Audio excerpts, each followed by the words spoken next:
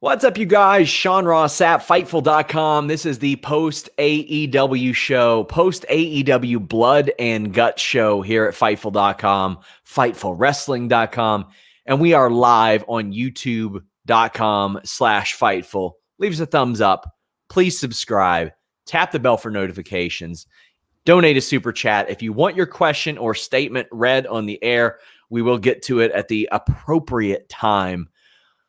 Is there ever an appropriate time to introduce Alex Pawlowski? He does the post-NXT review here on Fightful. But if you want to get some more stuff behind a paywall, if you loathe WWE Raw and you want to really take it out, Alex Pawlowski's review is much less forgiving than mine.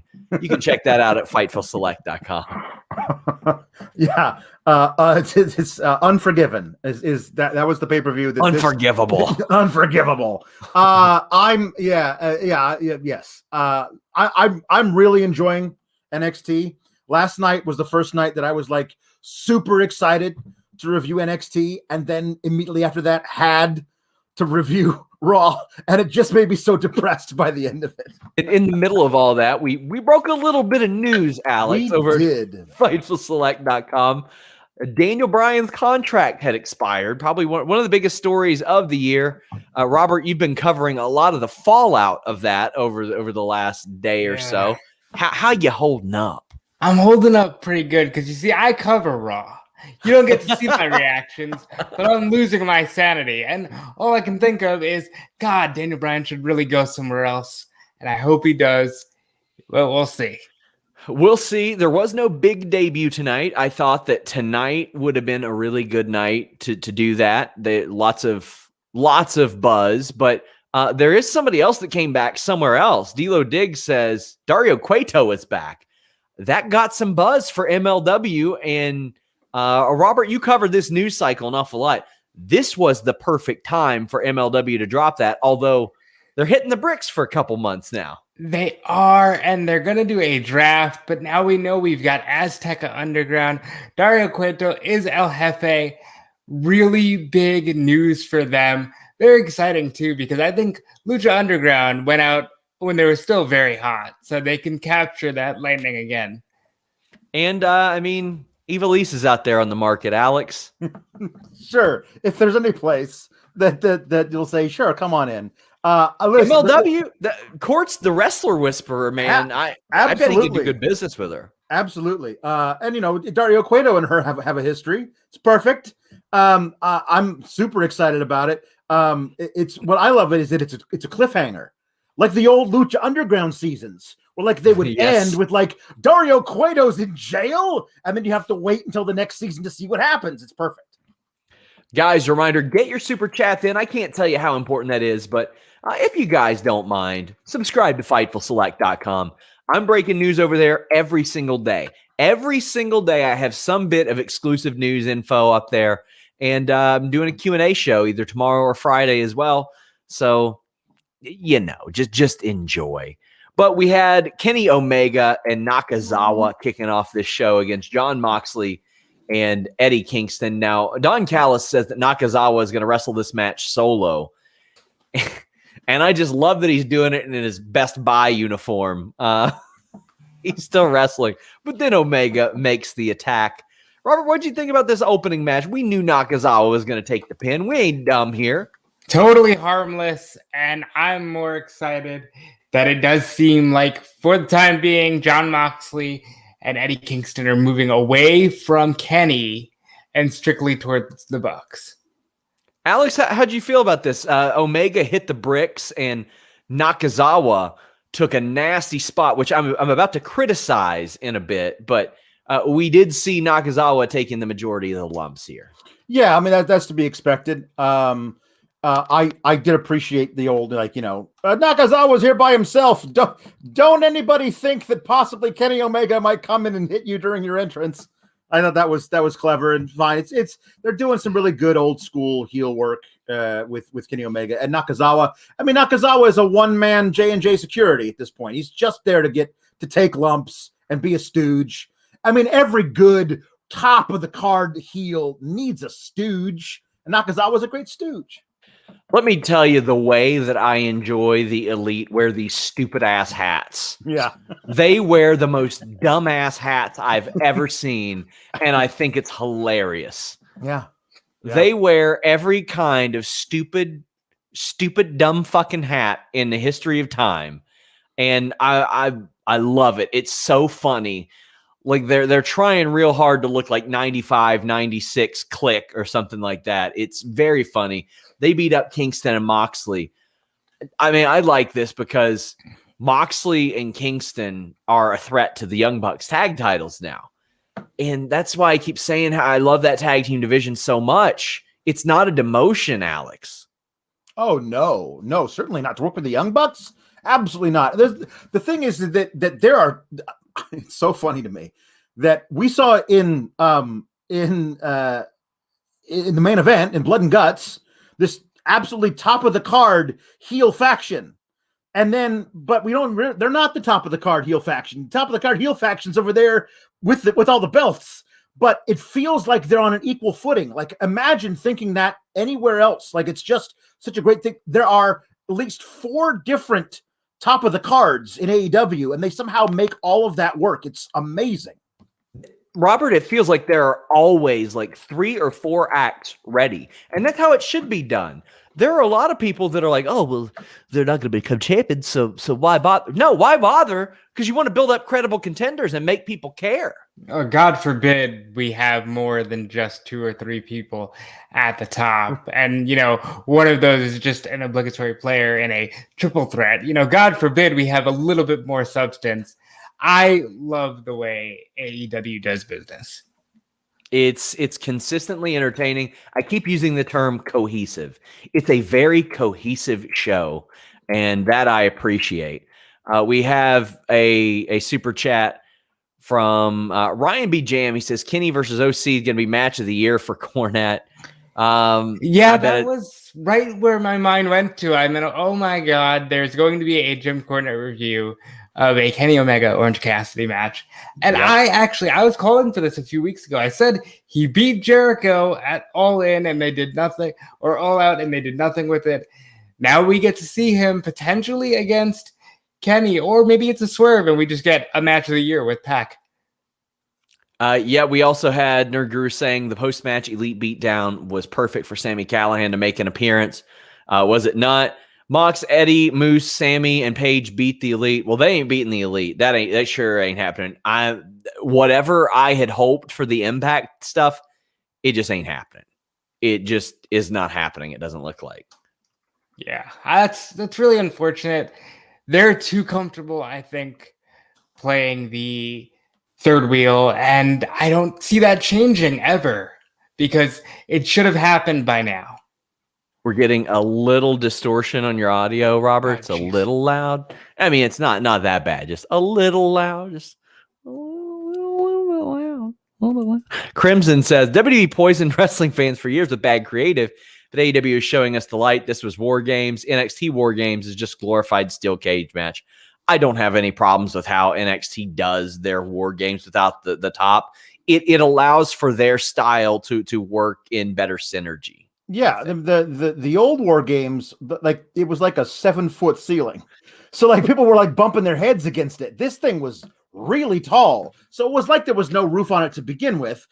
They're different kinds of things. Like NXT War Games is a spot fest. It's crazy. Like people doing absolutely amazing stunts a part of it, and that happens every time you see NXT War Games. This felt like old Dusty Rhodes War Games, and there are benefits to both. You can like both. You can like one and not the other. You can like one more than the other. Your mileage is going to vary, but for me, I think that there are definitely a place for both kinds. So Kenny Omega comes out. He talks to Tony Schiavone, who reveals that Pac and Orange Cassidy will compete to determine the number one contender at Double or Nothing. This was a shock to me. I thought it'd be Brian Cage for sure. And I was kind of like, yeah, okay. They had Orange Cassidy come out, and Hangman trashed him and like treated him like a joke, as he probably should. But I hope there are some deeper reflections going on in here, because there are a lot of people that treated Kenny Omega like a joke. Like, I hope he sees a lot of that in himself, and that kind of comes out. Now, we could say the same thing that we're going to say about the SCU thing later. It seems like they're jumping the gun on this, but it very well could be a swerve. It could be a swerve, or it could go to a draw. We could get a triple threat here, which we don't see a lot of, and that would be really awesome. That would be very interesting. I will say they telegraphed the SCU thing. Yes. And without getting into that match later, they absolutely telegraphed it. And they're telegraphing this too. There's no reason to have this segment. I liked the segment. Kenny dressing down, Orange Cassidy being completely, as you said, blind to the fact that people said a lot of the same things about him earlier in his career that he was saying to Orange Cassidy. I think that it was a good segment. But if you just waited until the week after next, if Orange Cassidy faces Pac next week, we don't get this segment. I'm watching the match going, I genuinely don't know who's going to win. And then if Orange Cassidy wins, then you have Omega have this segment with Orange Cassidy had tonight the following week after we already know Orange Cassidy is the winner. Yeah. And that makes the whole thing work well. Now after watching this, I go, well, now there's no way Pac, unless it is a swerve, which it shouldn't have to be a swerve. You should be able to watch a match not knowing who's going to win. And I don't. Yeah. Dante says, let OC and Pac go to a draw and make it a triple threat. I would be completely down with that. I think that'd be a lot of fun. Robert, any thoughts? I think there's something to be said for put the guy who's had 7-star matches against the guy who's known for comedy wrestling. It's a good spot. It's just something I wish they didn't telegraph. Yeah. Jose says predictable isn't necessarily bad. I say that all the time. It's not bad if it's good, like if it makes a lot of sense. Maurice wants to manifest Daniel Bryan showing up at Double or Nothing. Myron Kidd says Impact cares more about getting clout and attention than making money right now. My friend, I guarantee you that pay-per-view that they had at Rebellion did better than any pay-per-view they've had in recent memory. I've not seen buzz quite like that in a while, and it was not because our show was in 360 VR. That much I can promise you. But by the way, Daniel R says, loved Kenny's promo. Orange versus Pac, who wins? I think Orange Cassidy, based on what we have seen. Also what we saw tonight, absolutely. Yeah. What bothered me was Nakazawa, 45 minutes after he was dropped on his head and beat to a pulp, out there not selling, just out there in general. And I had somebody say, oh, will they tape the first hour? Not within the context of this show. Yeah. I'm aware. I posted it on our website that they taped it. I'm aware of how that happened. But have Omega dragging him out there like, no, buddy, you're coming to work. You're not missing a day of work. You're in America now. We don't take sick leave here. That doesn't happen. Something like that. It was really just an easy thing to avoid. Or have Cutler do it. Yeah. Brandon Cutler's right there. Have him do it. Yeah, but he's not Kenny's young boy. He belongs to the Bucks. He can borrow him. Doesn't matter. He'll do what he's told. Bryant Heath says, hope you guys are having amazing nights tonight. We are. It's Wednesday. We're covering wrestling. Yeah. Tuesdays and Wednesdays are very easy nights to cover pro wrestling. Cody Rhodes defeated QT Marshall. I really liked this match. I thought it was a lot of fun. It was simple. It was a clean finish. Afterwards, Anthony Gogo came out and did Ye Olden Pant Shitter Punch. The PSP, we'll call it, the Pant Shitter Punch. Robert, I thought this was a really good showing for QT Marshall. And as you guys have pointed out, QT isn't the guy to worry about. And that's the context of this. Mm-hmm.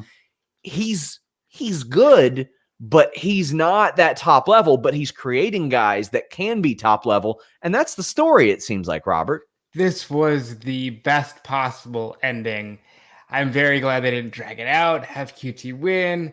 Maybe he cheats. No, they just have Cody win, and you get right to the money, which is Anthony Ogogo, their first developmental guy, punching Cody in the abdomen. I don't love this story for Cody, but this was the right move. And, I don't know what the deal is with Cody and the rest of the EVPs or any of the other murmurs that you might hear out there on the interwebs.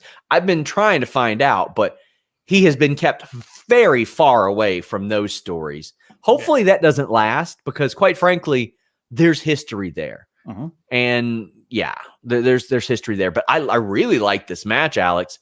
On this show, we saw about 7 people bleed more than Britt Baker bled tonight, and that is fresh, new booking that I didn't expect to see. I do bet that AEW is kind of like, wish 2 guys didn't get busted open hard way before that main event. But you know what? It happens. Yeah, it does. This match surprised me. I thought it was going to be like a DQ on behalf of his boys run in, and we'll get this thing again later, or Cody runs through him. Or this was a much more competitive match than I figured, which is good. But there were some spots where I was like, we're doing this now, like the 4 different reversals of the tombstone. Like I did not think that was a thing we were going to do. Like I thought, how long is this going to go on? 7, 8, 9? How many are we going to do these of? Like it was very funny. It was egregious, but it was like I thought that was funny by the end. I did not have Cody kicking out of the crossroads. Like that was a spot I did not think we were going to do now. The thing, I think you're right. The money match eventually is going to be Cody versus Gogo. I need in a segment leading up to that match for Cody to be out there giving a promo. Gogo comes out and tries to liver punch, but Cody's wearing a bulletproof vest type thing. And he breaks his hand. And now Gogo can't do the thing that he always does to win matches in the match because his hand is all screwed up. So he's got to find a different way to win. Like that's a cool thing to set up if you wanted to do it. I like it. It's simple. It's easy. Andrew Nolly says, I like the Cody QT match, but hate that QT kicked out of the crossroads. I wish Cody would protect his finish better. I wish a lot of people would protect their finish better. Yeah. But we have seen the expansion of finishing moves in AEW to where people get more than one move over, and I'm cool with that too.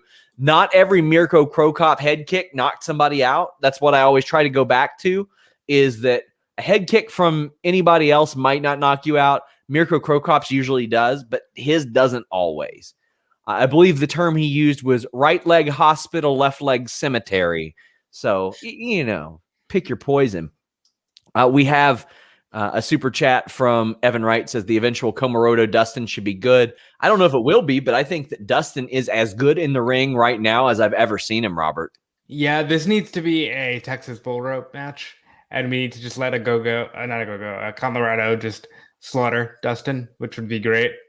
And I have a lot of faith in Nick Komoroto. I think he's going to do a lot of big things in the future. Nerd Guru says the Gogo finisher, the wake me up before you a go-go. Well, let me tell you, that finish will make you a go-go in your pants. I'm telling you, man, one of those. Houdini died, my friend. He died for these sins. Daniel R says, would love to see Swerve and Kenny help Orange win. You know what? That'd be kind of interesting where Kenny thinks that's the easy way out. One of my fondly remembered spots was like ahead of WrestleMania 13, and it was I can't remember. I think it was Brett and Undertaker, or Brett and Sid for the title in a cage, and each person's respective WrestleMania opponents were trying to help them win so they could get a title shot at WrestleMania. And I was like, that made so much sense to do. Yeah. Made an awful lot of sense for Britt Baker to dominate this match very quickly. I don't think there's anybody in pro wrestling that finds the red light better than Britt Baker. At least once per Dynamite match, it's like, well, that could be on a shirt. That could be on a shirt. That could be on a shirt. And you best believe she's probably ringing up Global Shop AEW and saying, that should be on a shirt. That should be on a shirt. Let's go ahead and sell those. This was simple. It was easy. They announced Sheeta versus Britt Baker at Double or Nothing. And one of the reports I got from the crowd in that first hour, the biggest pop went to the announcement of that match, Alex. Yeah. It's time. It's time. Beyond time. As old fella said here earlier, predictable isn't bad if it's good. Time to give her the title. Yeah. Yeah. I mean, Sheeta can go out like a warrior. Like it should take everything Britt Baker has to beat Sheeta. But then Britt Baker needs to have that title. You can figure out everything revolves around that There's so many cool things you can do with her as champion. She's by far the biggest star they've got in that division. Like, let's make it happen. And the thing is, because she's the biggest star in that division, she doesn't have to hold the title for a year. She can hold it for a while, drop it to the right person, and still maintain her star power. Yeah. And also the person who beats her gets a huge rub. There's a lot of great stuff you can do, but they have held off on giving her that belt for far too long. Dante V says, Tony, it's time. Give Britt the belt. Robert, do you agree? Give her the belt. She should have had the belt almost a year ago, but my God, it's time. And it's going to be in front of a full capacity crowd at Daly's Place. Regardless of what we may think about that, they're going to go nuts for Britt Baker. I mean, they tell me that media scrums are happening there. My ass is getting on a flight to Jacksonville, and I'll be there. I'm fully vaxxed. I'm ready to go. We open mouth kissing everybody out here. That's what we came to do. This was a perfect squash. Just get in, get out, have her whip ass.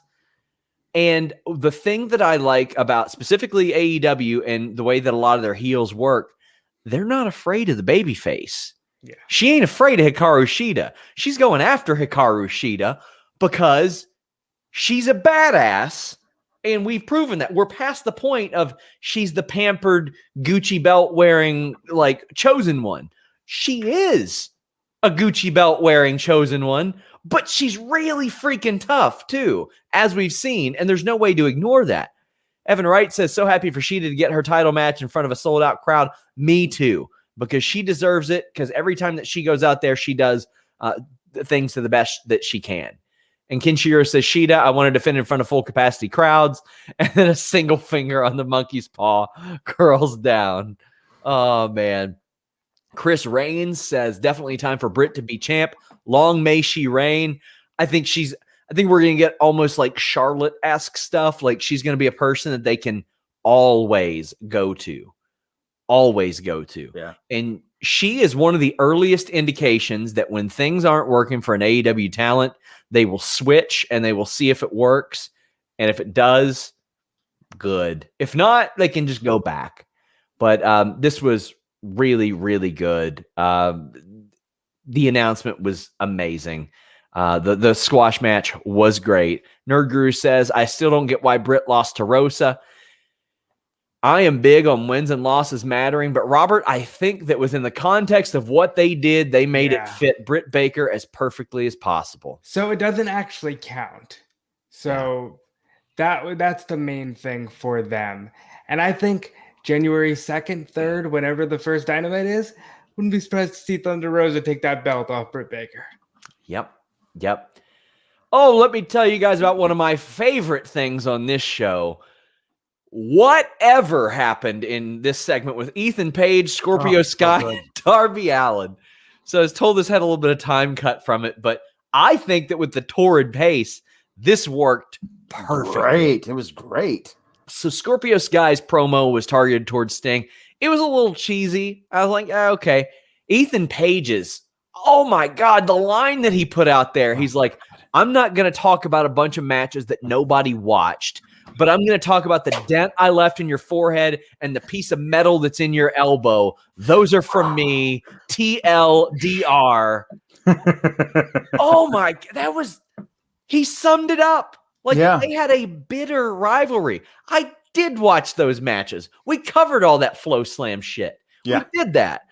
We were covering so much stuff back then. The indies were at like a real peak here. And let's just talk about the words that were spoken first, Robert. Like, I thought the promo work here was pretty good. And then, of course, Darby interrupted him. But let's talk about the words spoken. As somebody who did not see those matches, I thought it was very good that he just skipped to the end. The words were great. Scorpio saying, hey, Steve, you've overstayed your welcome. It's a little too inside baseball, but it works here because they're tired of having their spots taken. They are very good together. I was not expecting this pairing to work this well. Alex, I enjoyed this backstage fight nearly Reigns Strowman levels because there were things that made me go, oh. There were things that made me go, ah. And there were things that made me go, oh. This is the thing, is that because we know who Darby is, right? Yes. Because we have that context in our brains.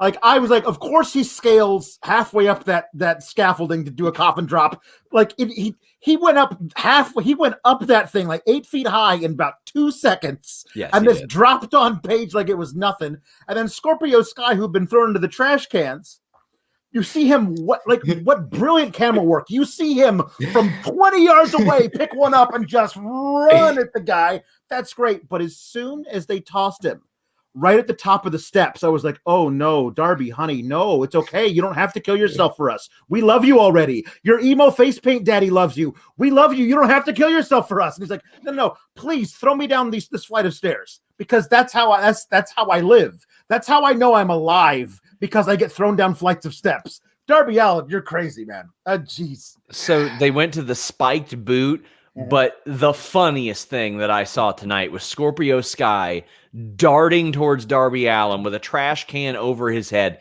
That is GIF forever material, Robert. I need that sent to me on Twitter. You can see it up there. That was hilarious. As was Darby just flying into the picture and throwing his body like a lawn dart. He is Jeff Hardy in 2001, but they know they have a star in their hands, and they're going to get the mileage out of it. So I thought they followed this up perfectly, but let's get to these super chats. Josh says, so we're getting Darby, Sting, Page, Sky at Double or Nothing. I hope it's cinematic. I hope like Tony Khan has talked about those intermissions in which Jeremy Lambert may have convinced him not to do. I always thought that WWE, AEW intermission should be a cinematic match. Just do a cinematic match. Yeah. Run a countdown. It's taped. We know how long it's going to last. Let people take their shits, get their sody pops and their popcorn, get them back in. No problem. But Vibrator says Ethan Page came off like a boss. He really did. That delivery was really good. Really good. He's a guy who has been waiting for this platform for a very long time. I know that to be true. And Evan said, jumped out of my seat at Darby flying at Ethan. The whole thing was just like really good. It reminded me of like you watch Uncut Gems and it's like thing after thing after thing after thing after thing after thing. And then when you think it's over, pop. Oh, that just happened. Okay. That's wild. I thought it was really, really good. And no, I'm not saying this was the Uncut Gems of backstage wrestling segments, but it was very, very good. Nerd Guru says, Darby and Shotzi, you need to be a hardcore team. Not anytime soon, buddy. I wish. That would be a lot of fun. And Shanika says, just got home from dailies, exhausted. What a show. Shanika, please let us know, like, what did you think of watching the first hour on the screens? I had a lot of people there telling me that, like, the mood was really good, that they would splice some things in and out, but very, very interested to see that. But the way they followed this up, guys, Miro comes out. And the promo, whatever. You could do better. But in fact, I'm pretty sure he said stuff he wasn't supposed to say in that. But the deal is, Darby Allin next week, after he just got thrown down honest concrete stairs, not blood and guts concrete, he's got to defend the TNT title next week against Miro. And if he doesn't show up, he's got to vacate the title. Well, we know, or he's got to forfeit the title. We know he's showing up, Alex, but this is just ready-made. Again, predictable isn't bad if it's good. We know Miro's going to kill him. Right. Miro is going to kill him. The thing is that it seems from one segment, right? This is what I talk about. Like, I don't know what's going to happen. Because from one segment, you believe Paige has taken that title off of Darby.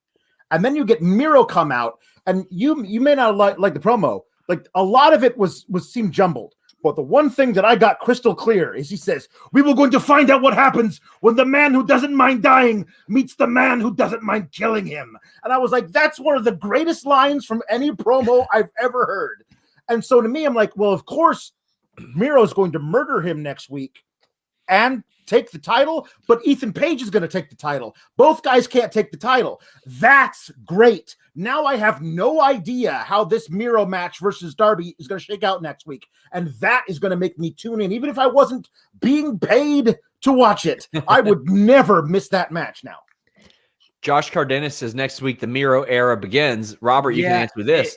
He said, Carlos asks, what do you think the chances of Miro winning the belt next week is? He's been built up as a monster of late. About 95%. This poor man had his wife cheat on him on live television, and now it's coming full circle. Now he's going to murder a person because he's had a hell of a year and a half, and now it's coming.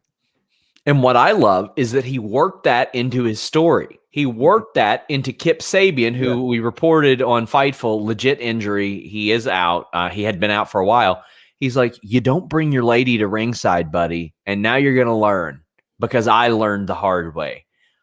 I thought that was just Miro is the guy, is a perfect amalgamation of the guy that we've seen. The character that can be a brutal, savage son of a bitch, and the charming guy where he's like, I forgive you. It's okay. The charming guy that it's like, I'd like to be friends with him. I want to play some video games with him. Just not when he's mad. I don't want to play video games with him because that would suck.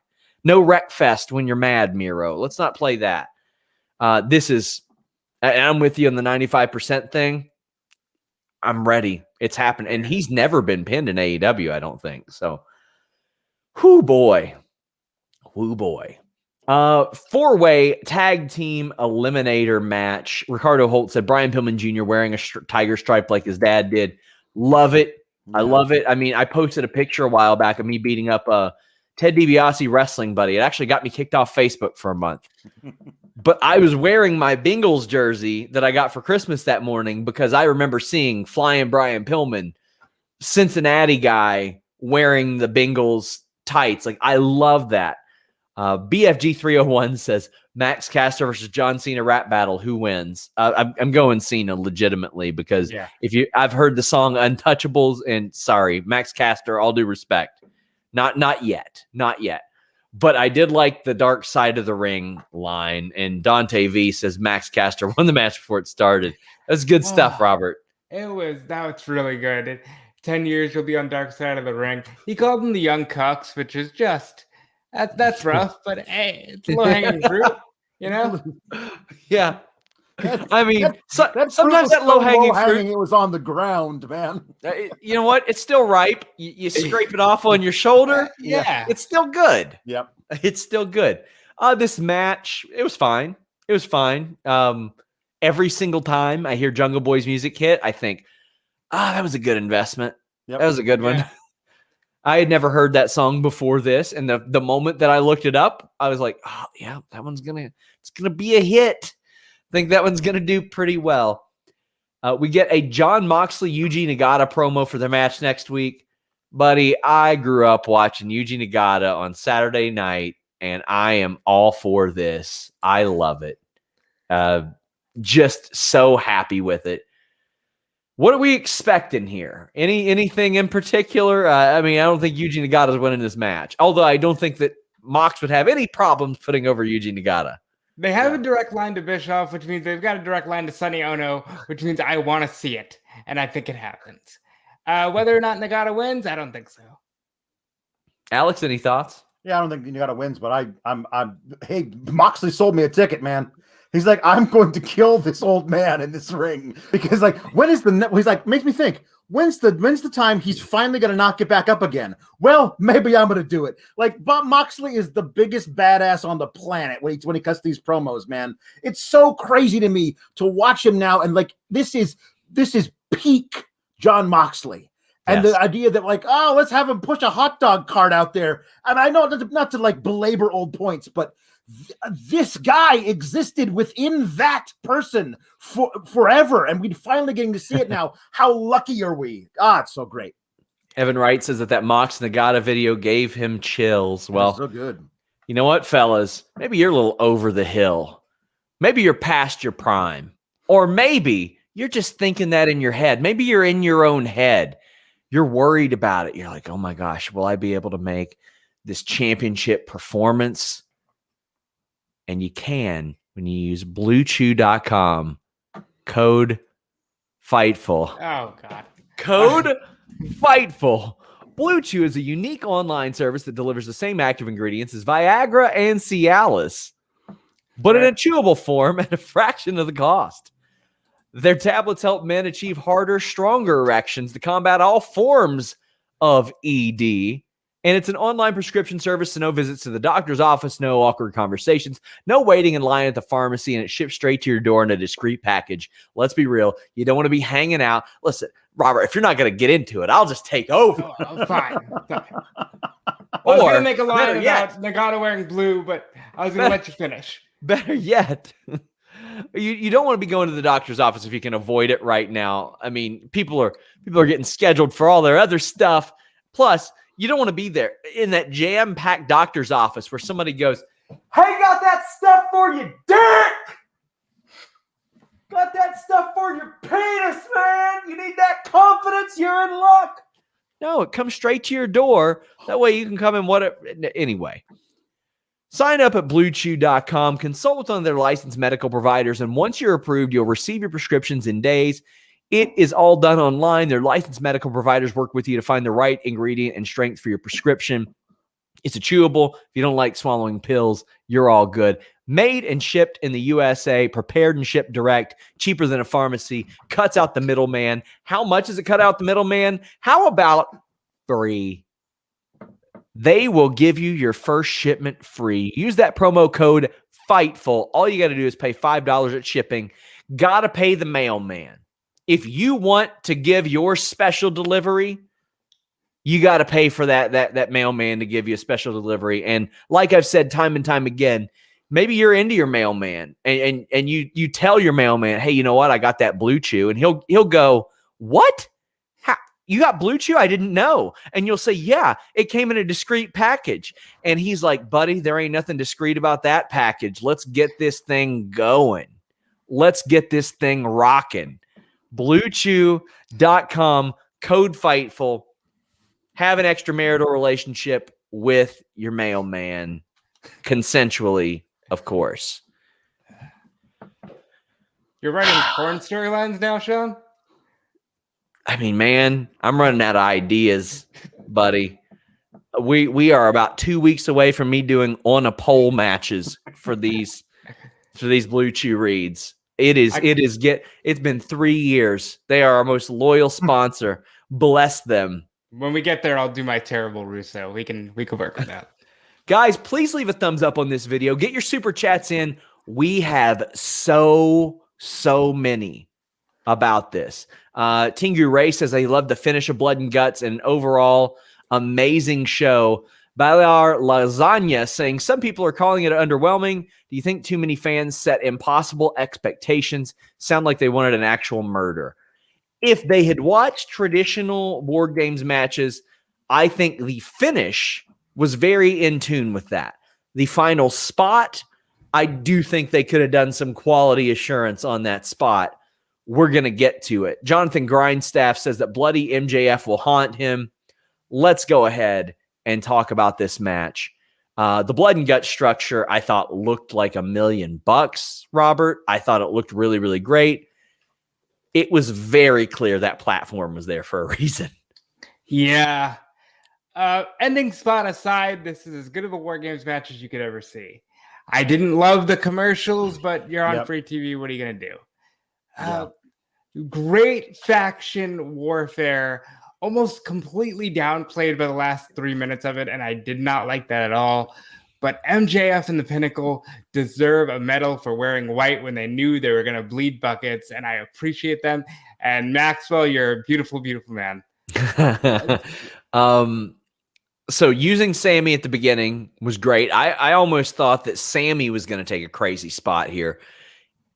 I don't have a problem with the botches, with the slips, anything like that. Fights are messy, and fights with 10 people are even messier. So you're not going to hear me criticize anything like that. There was a lot of brutal physical work here. D'Lo Diggs says, got some reserves on Blood and Guts because I'm used to the rule of if you forfeit the match for your team, or you forfeit the match if you leave the cage. Other than that, it was a good match. The second commercial break ruined it for me. The commercial breaks, Alex. After 2, I was like, you know what? It's a TV match. But when you got to like 3, I was like, geez, man, they should have loaded it up or worked on a presenting sponsor or something like that. Yeah.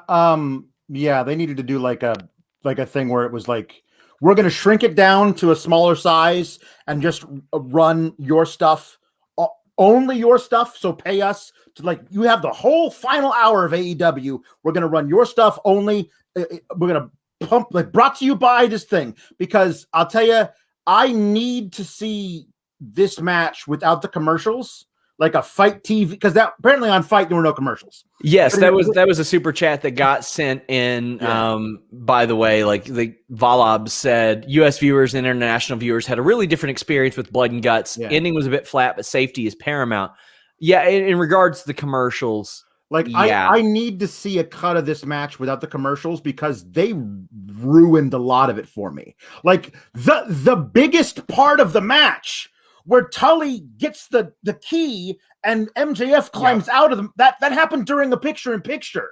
Like, you can't do that part during a picture-in-picture, guys. You got to time that better. Wardlow entering the cage and facing off with the entire inner circle happened during a picture-in-picture. If you're going to do a picture-in-picture, you got to pick the right times for it. And they were wrong. One of the commercials went from picture-in-picture, for me at least, to a full screen. I saw none of the match for at least a minute.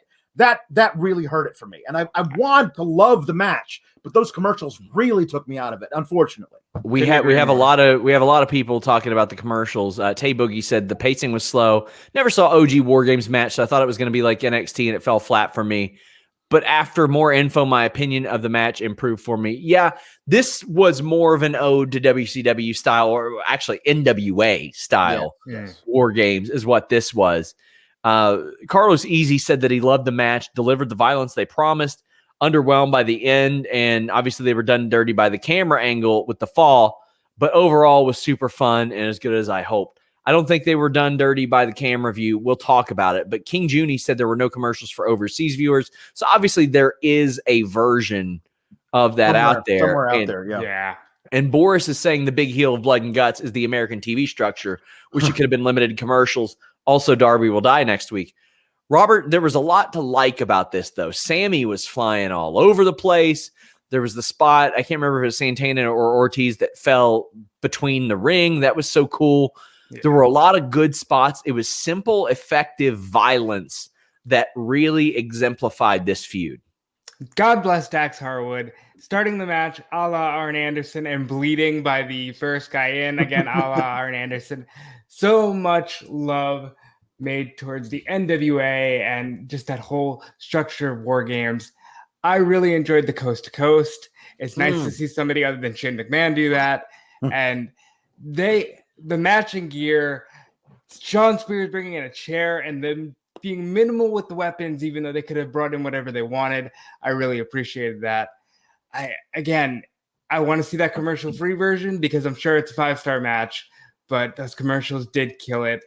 However, hats off to all of them for doing their jobs and really making this feel like an NWA War Games match. Oh, it was great. Like when I thought about this match, I was like, man, this is like a candy store for FTR.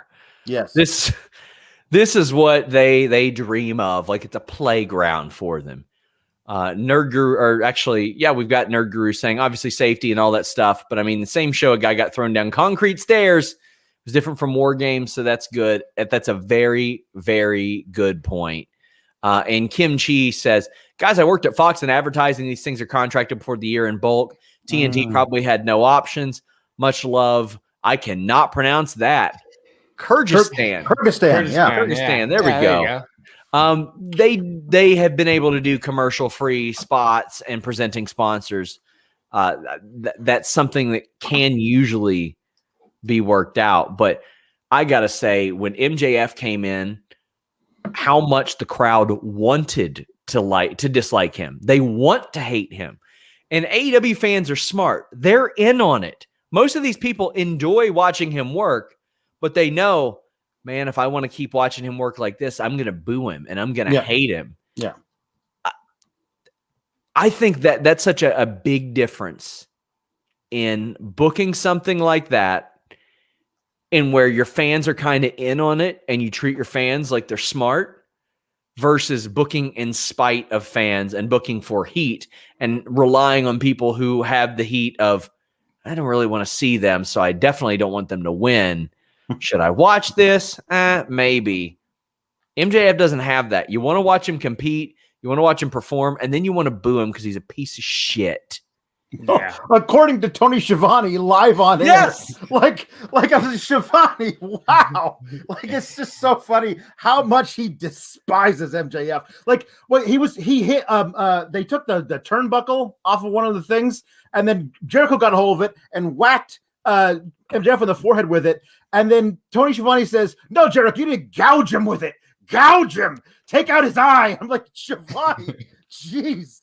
The thing that was funniest to me about the whole beginning of the match was, I love it. The heels coming out in all white is just great. And then the baby faces coming out in these prison jumpsuits, like, look at us, we're hard. I'm like, guys, you're just trying so hard to be badasses. You can tone it down a little bit. You notice Ortiz and Santana, the guys whose actual gimmick is we are ex-cons, like folded down the jumpsuits because we don't want to, like, that's kind of a weird thing to do, guys. Okay, we're good. Yeah.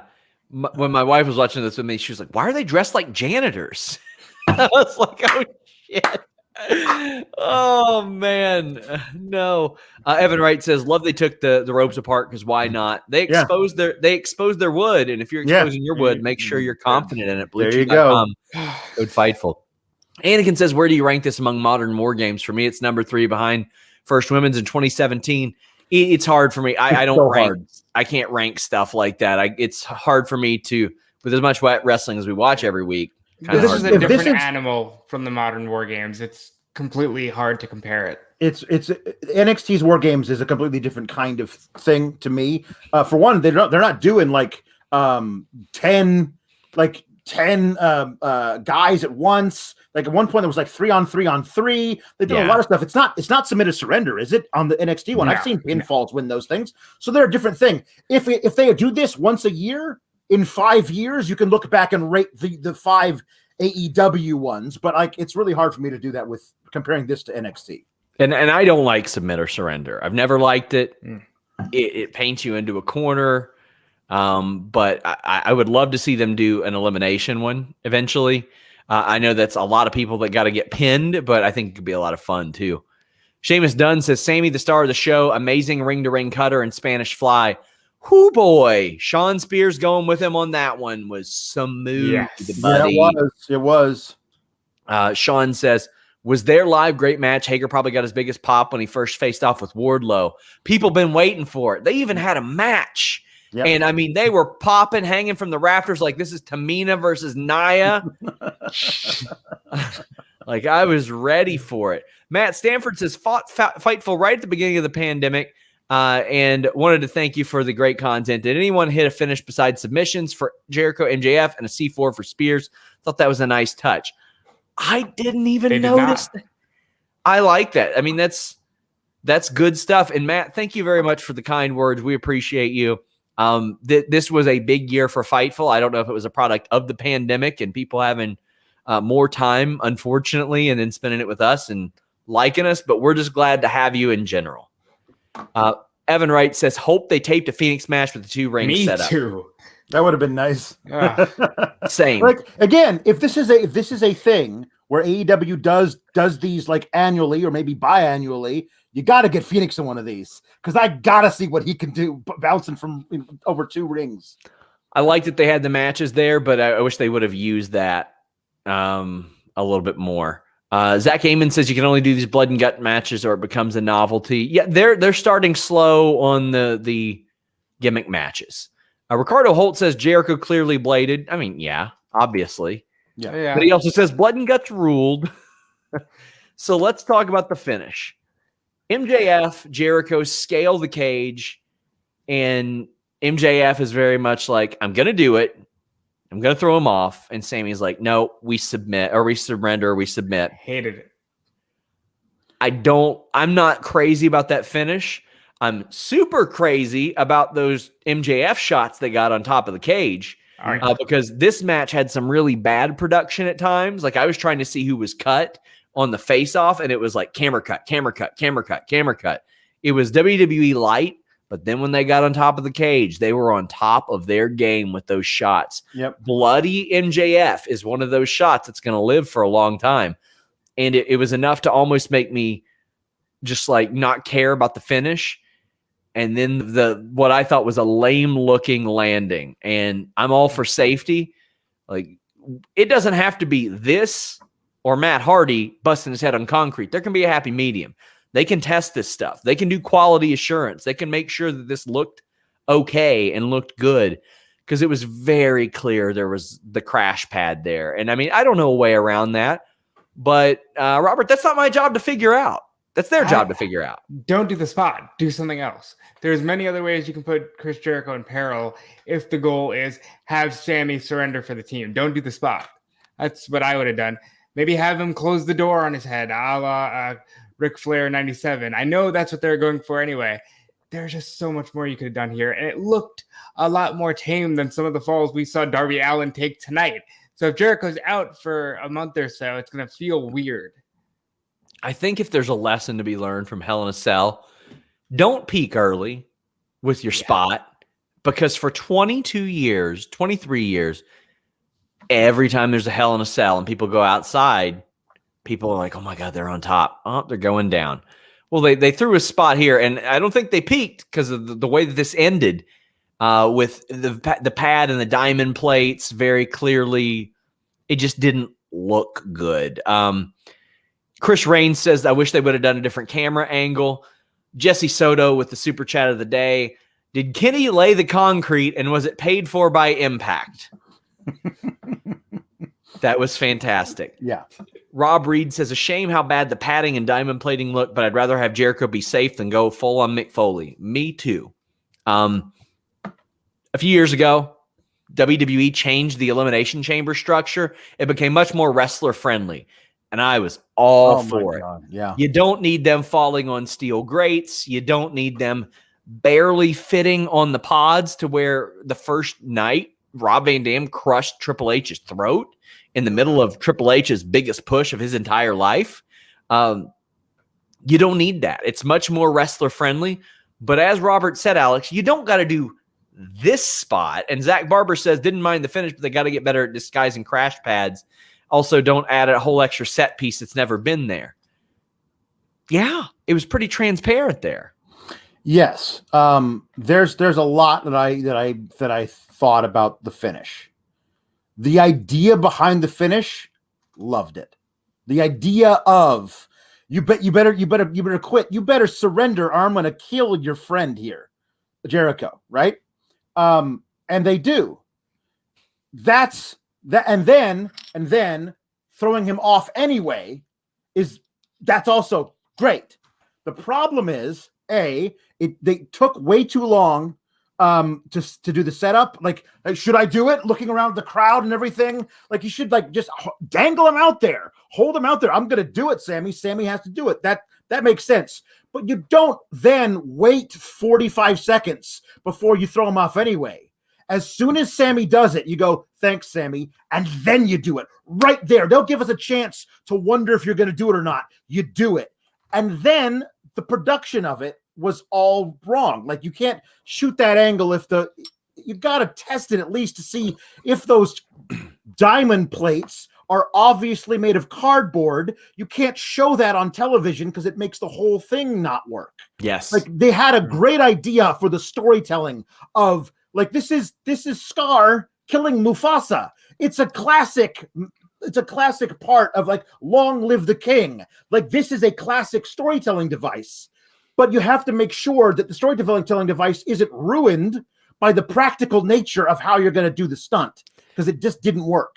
Also, Anakin says, if Sammy stopped MJF just in time, I think it would have gone over better. It felt less panicked. So I think he should have stopped him, and then he should have done it to Sammy, and Sammy could have taken a clean bump on something less obvious. Robert, what were you saying? Yeah, like, that's another thing. These guys climbed the cage pretty quickly. There's 8 other guys here that just sort of stopped. Why didn't they try to get up there and save Jericho? Something felt off about this. I understand what they were doing. This was the whole build, MJF and Jericho, but this felt like it was a mistake. And Long Live the King was almost the lead line in the article I wrote about this, because that's a great scene. This just didn't live up to that. Yeah, and all things considered, I mean, I enjoyed the match. I think it did an awful lot for the Pinnacle as well. Jorge says, Does RVD not get credit for the Van Terminator? Yeah, but I mean, he doesn't do it anymore and hasn't for a long time. Yeah, and he's the same age as Shane McMahon, who is doing it whenever he can. Yeah. New Punk Rant says that this rekindled the feeling I had for WCW as a kid. I feel like a kid again, and my mental health needed it. RIP Darby Allin next week, though. Now, there's also some recommendations from Mike Shea, who says they just had to have the pad a couple feet below the stage rather than at the surface. So if he falls through, it would have looked great. Now, I don't know the configuration, but yes, it should have happened like that. Like elevate the stage, do something to where it's not obvious. And Phil says, MJF is supposed to be the heel that doesn't give you what you want, get the win, climb down, heat and buzz.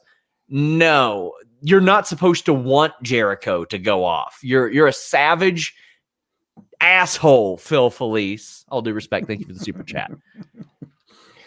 Sexy Pheasant says Jericho Helix mattress promo code Fightful. He's going to need one after that bump.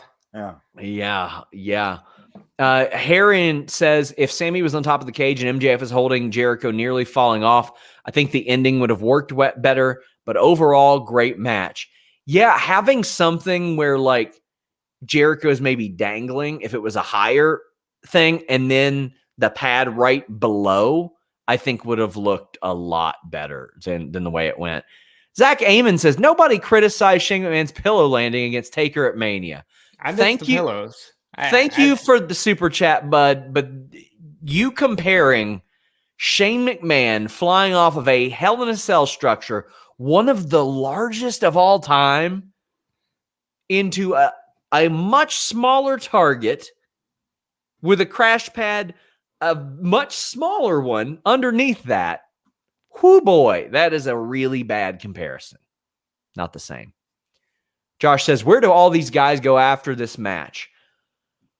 Where do they go, Alex? What are you thinking? Well, I think this is great because we have now 3 more episodes of Dynamite to get everything all heated up again. Why just give me an FTR versus Proud and Powerful or Santana versus FTR? Like that thing is right there for you. You could easily break up and not have Jericho because unfortunately after that he needs to sell this, but he doesn't need to sell that. Does that make sense? He needs to sell being thrown off the cage, but he shouldn't sell being thrown off the cage onto a mattress. It's a tough one. But I think you can pair off a lot of these guys. Give me Wardlow versus Hager. Give me like all these things you can still do. This is not the end for these two teams.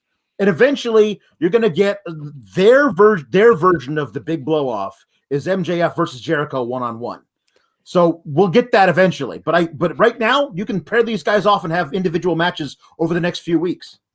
Robert, do you think that we're not going to see Jericho for a few weeks, or do you think they're going to see the reaction to this and be like, probably have him back next week? Maybe with the reaction, because they are very good about that. He botched the Lion Salt, and the next week he was there doing it with a smile on his face. Look, so mean, he specifically does this a lot. I mean, NBA Twitter roasted him for being out of shape. The man went and lost a bunch of weight. The Lion Salt, look at the reaction to his promo a couple weeks ago and the one that he fired back with last week. He specifically is very particular about this, Robert. He could show up next week and say, look, it was a terrible fall, but I've had a lot worse. Kind of shrug it off. I think we get Sammy MJF at Double or Nothing. I think Shawn Spears goes into the casino whatever and wins it because he should be next in line for a title match.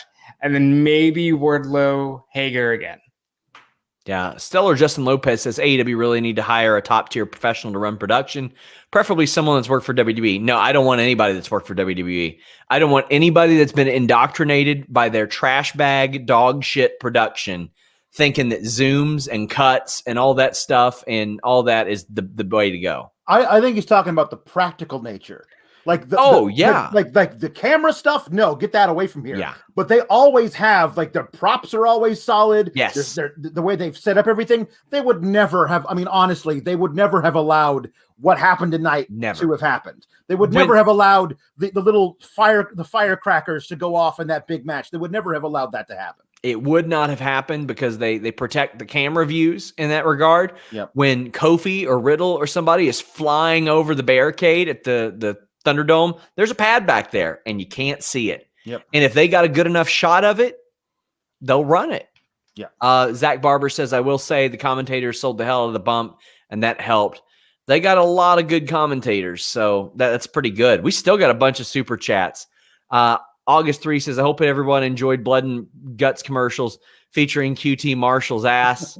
I know at least one fan of the audience. Love to see that bootay. Mike Proventure 2 says, Inner Circle surrendered based on the threat from MJF. They didn't know how bad it would be. That's a good point. They thought it was going to be way worse. And I hope Jericho says that. I hope he's like, I've had worse. You all shouldn't have done that, but I appreciate the concern. Well, certainly nobody in the match watches this show, so it's not like they can pick up anything from it. Yeah. Yes. Zach Amon says, speaking of which, off topic, seeing the announcement early on of who will face Kenny at Double or Nothing while seeing Daniel Bryan's contract was bad timing. Maybe. I guess, perhaps. Nerd Guru, you're going to have to send this super chat again, bud. But Phil Felice says, or actually, that's a different one. Vibrator says, Pinnacle looked weak in this match, in my opinion.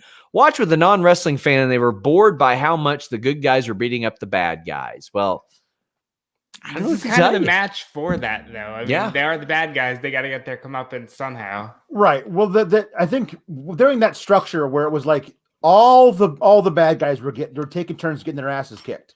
During that structure, during that point, I was like, well, to me, this kind of signals that we're going to get a breakout and do something else, and we're going to get probably the heels winning this. It's just the way that was laid out. A lot of it to me was like so much of the great stuff. It got broken up by those commercials for me. So I was like, I kept getting like taken out of the momentum of the storytelling they were doing. But I think that the thing to me that truly is the best part of the storytelling of this is MJF on top of that cage, having just in his mind murdered the king to become the king, standing there with the blood dread, with the crimson mask. Like it's a perfect beginning of his next chapter going forward. Because MJF is like, he's the guy. Like, it's so funny to say that because you got all these guys carrying gold and he's not right now, but he's the guy going forward. You can totally build off of this. The promos and everything, it's just, there's so much to go. And this is going to be something we're going to look back at that image, him on top of the cage with the mask holding his hands up. In 20 years, we'll look back at this and go, can you believe how far he's come? Nerd Guru mentioned the difference between more games, and he does say obviously safety, but we did see the concrete stairs. Yeah, I do agree with that. I do agree with that. Thomas Garner says Blood and Guts would have been a lot better without commercials, and they focused on MJF and Jericho too much at the end instead of all the action. They are the stars of this, so I understand it, but there should have been some cuts inside. I think that should have happen a little bit because more. Again, it was at the end of another picture-in-picture, so suddenly it's just we're back from commercial and it's all Jericho MJF, like the other guys just stopped fighting or something.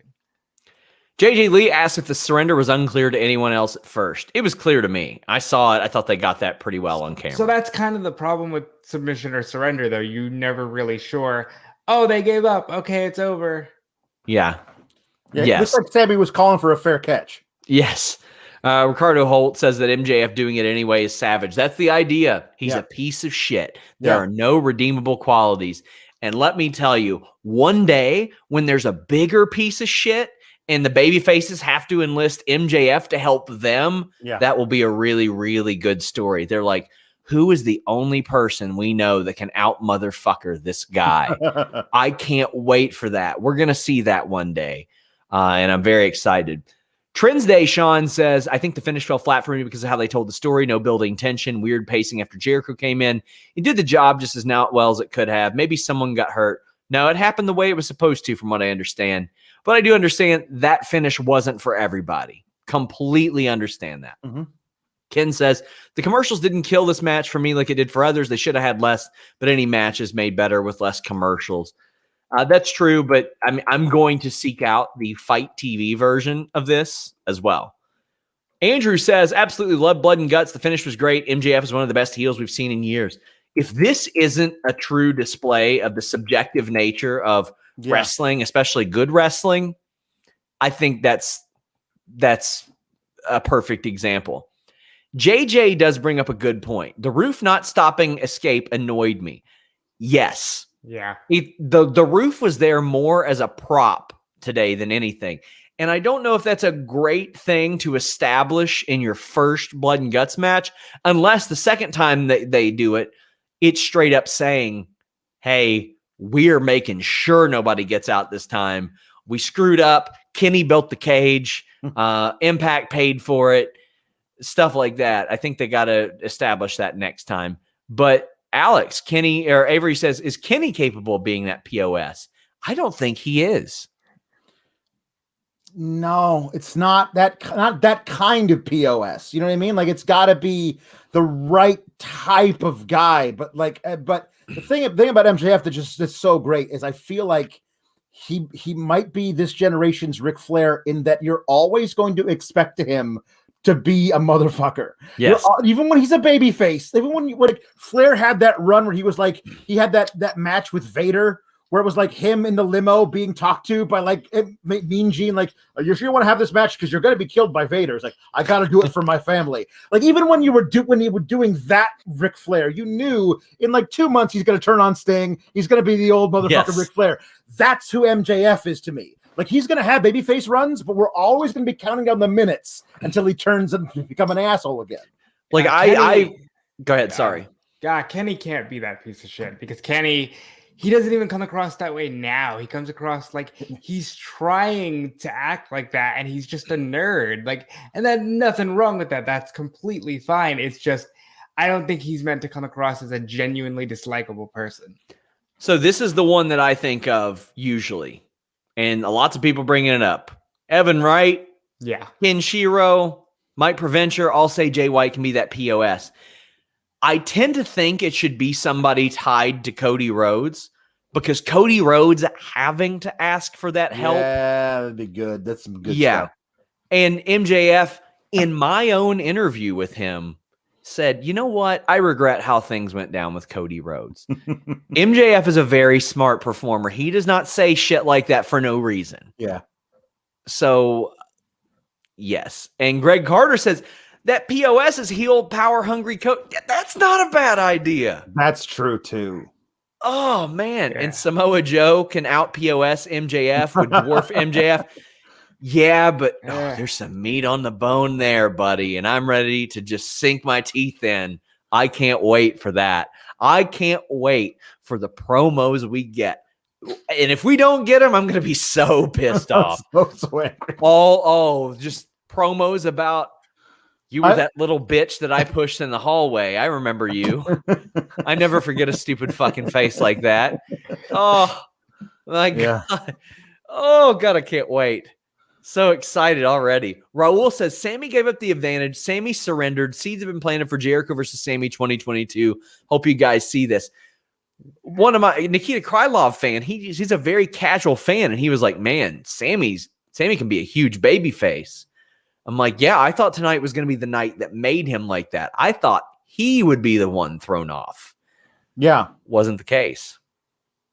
We have Evan Wright saying next week's show with Darby versus Miro, Mox Nagata, Bucks SCU, OC versus Pac. How do these crazy cards, how do they do these crazy cards and make them feel special?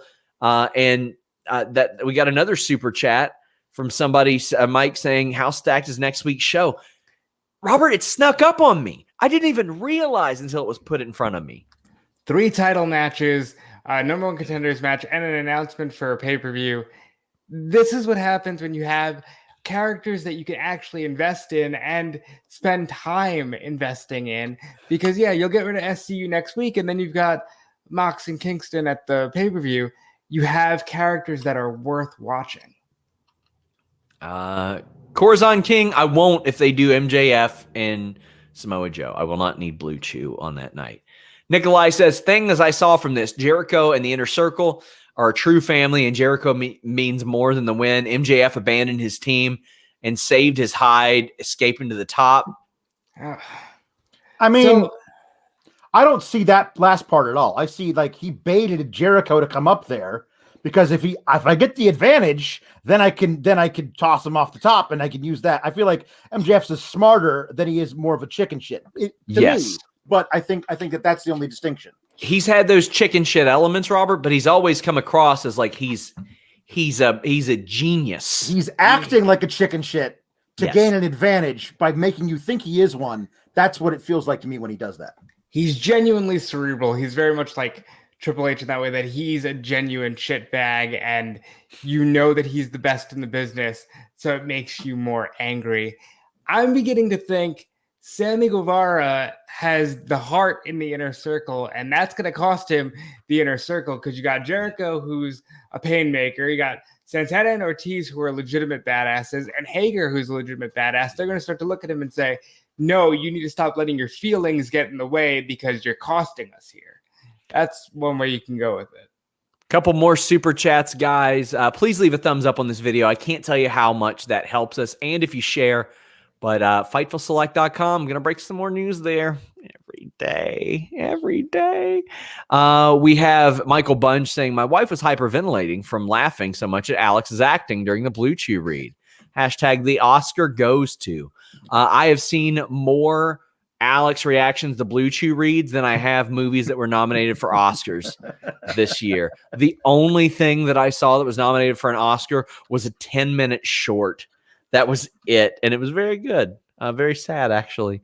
But we have a couple more super chats. Ryan Martins says they should have gone with the long shot of when Jericho got thrown off the cage. I feel like it would have looked 10 times better if they hadn't zoomed it. Yes, do the wide shot, and if you have it, replay the close shot. Yeah. I think there's another way you could have done this too that would have been really interesting, is if as they were going off the air, MJF ran up and shoved him off the cage anyway, and we like, oh, what happened? And then if you could pick whatever angles you want to show and replay later. Like it could have, there's a lot of different things they could have done besides what they did, because it did give the game away. Like that was a giant marshmallow he landed on, covered by cardboard. It didn't work because of that. Everything else I thought did work. It's one of those WWE things. It's Shawn Michaels, the 1 foot thing. They would have never showed the close-up shot if they didn't actually get Michaels with the 1 foot. And that's just something AEW will learn over time. This isn't a super chat, but I do want to address this. Bean kicked in, says, only in AEW you can get everything pretty much right, and people are completely disappointed. I'm not disappointed. I enjoyed it, but AEW is held to a higher standard. And if you say, well, that's unfair. Yeah, it is unfair. But that's the nature of pro wrestling right now. AEW has put themselves at a higher standard. That's a good thing. So I do kind of expect everything to be perfect on AEW. Meanwhile, on Raw, I just want them to give a fuck. Yeah. I just want them to care. Meanwhile, on AEW, my expectations going into a Wednesday are a lot higher than a Monday. It's a good thing to be held to that higher standard. Yeah. And I'm rooting for AEW. Like seriously. I want them to be almost perfect. I want it to be a thing that we're like, you can't, I want anybody to say anything about them, because I want them to be boosted to a level where everyone is looking at them, because I think they are special. I don't want them to have these little mistakes. I want them to fix them so that we can look back in a year from now and go, can you imagine anything bad like that happening anymore? That's what I want it to be better. Because if they even approach Raw's numbers, right, we are going to see, we should see a fire lit under somebody's ass. Please. Yes. Begging you. I hear about those creative meetings every Monday about Vince strolling in 2 hours late and changing everything. Now, granted, some of the stuff that was changed after WrestleMania, thank God, because otherwise we were going to have Orton taking time off. We were going to get more Riddle Sheamus. We were going to get Braun in a solo program for the title. Like some of those changes are good, but even with those changes, it's like, it's missable. Tay Boogie says, tired of the Dean Ambrose slander. He was my favorite member of the Shield. I loved him in the Shield. I just didn't like him much at all ever after that, and I've loved him in AEW. Jose Flores says, JR was really selling how hard in AEW winners face winners and matches with stakes. I love it. I keep saying it's not rocket science, or it's not rocket science. It goes from the top down. The more people matter, the more things matter, the more people want to watch, the more money you make. That's it. And JR is the best gauge for this because he'll wake up when there's stakes and when it matters, and he'll let you know when it's kind of just like, oh, whatever. They're doing another flip. Oh, guys, thank you all so much. Drew Nicholas has a super chat and says, I originally thought Sammy would be thrown out Evolution style. Jericho is Triple H. Hager's Batista. Jericho does the thumb down and Hager drops him. Sammy would work perfectly in that role. I think it's all fresh approach. I don't think they want to retread anything unless it's 30 years ago. Sure. I'm not saying like it should be that exact same thing, but Sammy being the one to turn babyface out of this whole thing, because to me, still the Inner Circle aren't baby faces. They're scumbags that a lot of people root for, but they're still scumbags. I think Sammy has that potential to be a guy that you really, really root for.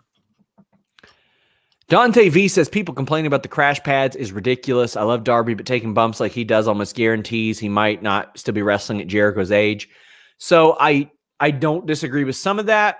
But I remember 6 fellas by the name of Edge, Christian, Jeff Hardy, Devon Dudley, and Bubba Ray Dudley, who were all told that. And had Devon Dudley not had a stroke, all 6 of them would be at least semi-active right now. Now, granted, a couple of them had to take a decade off in between.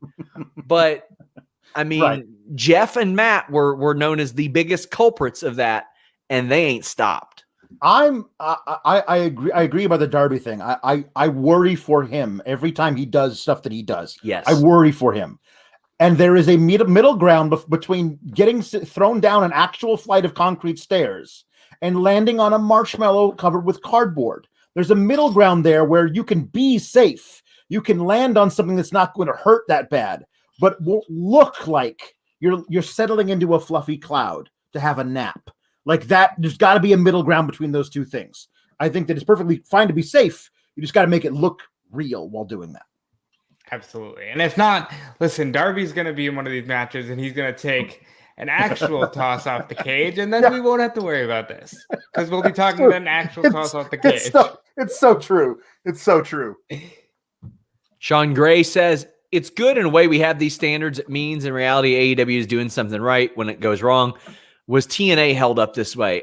For me, it was. When we're talking Joe Styles, Daniels era, oh yeah, I held it up to this. And I remember when Kevin Nash got involved in the X Division, and I was like, oh, I don't like this at all.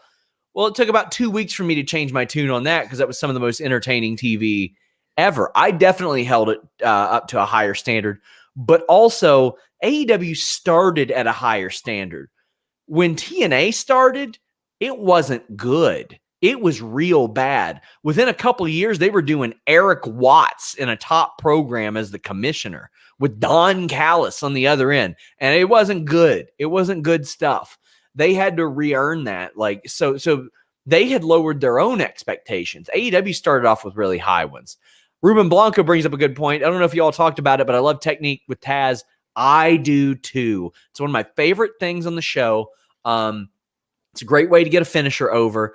Nikita Krylov fan actually messaged me about that. He was like, are these normal? He loved it. I was like, yeah, it is normal. It's fairly normal. It's good. They really need to establish that even more. I really love that. Avery Dunn said, Mox is the best babyface in the business. Can you name anyone even close right now? Yeah, Adam Hangman Page. I think Adam Hangman Page is a great babyface. Different kind, though. Yes. Carlos V. Mortimer Plumtree and the Johnsons. Mortimer Plumtree had a great voice. Such a great voice. And Shanika says, heel MJF throwing in the towel on Cody to screw him with Jericho. Face Sammy surrendering blood and guts to save Jericho from MJF. Love it. It comes full circle. It comes full circle, and I like that. There's history they can play off of. There are nods they can give. Tay Boogie says, I love wrestling on Tuesdays and Wednesdays. And Ethan Manu says, it's like horror movies. Show the setup, then show the aftermath. Make people fill in the blanks. Unless it looks so good when you immediately watch it back that you're like, oh, God. Okay, we got to show them that. Like if it's Bubba Ray Dudley pushing Matt Hardy through a bunch of tables or something, yeah, do that. Show that. But otherwise I agree. Alex, tell the people where they can find you. You can find me on the Twitter at Alex Sourgraps, and you can find me on Tuesday nights right here on the Fightful on the Fightful YouTube, talking about NXT. As I said last night, NXT is back, baby. That's our war cry on Tuesdays, because it's such a great place. So many good things happen. And then you can listen to me either getting really, really angry or really, really depressed about Raw and most of SmackDown on Tuesday nights late, and on Saturday nights not so late. Robert, what you got going on? You can find me on Twitter at DudeFelice. You can find me every day on Fightful.com, helping break news, helping cover shows. It's all good. Just follow me around everywhere and see what I got going on, and thank you. Guys, I have so many interviews that dropped over the last week. I got Mike Bennett talking about a whole lot of great stuff. Sammy Guevara ahead of this match, and that interview is not an exploding interview, so to speak. It's got a lot of still relevant things. I got Jeff Jarrett dropping Thursday. I know you guys have probably seen 432 Jeff Jarrett interviews this week, but you know what? I asked him about stuff other people probably weren't. I asked him about Monty Brown. I asked him about Randy Savage and TNA. Asked him about a 1994 Madison Square Garden Royal Rumble that most people probably haven't seen. Check out Alex's NXT review from last night. We also had the Listen Ya Boy today, where I talked about that big news that we broke. Daniel Bryan's contract has expired. I know this show went super long tonight, but it's a very special show. Thank you guys so much. The most viewers we've had since Sting's debut on a Wednesday night. The most viewers we've had on a regular just post AEW show. Until next time, we're out.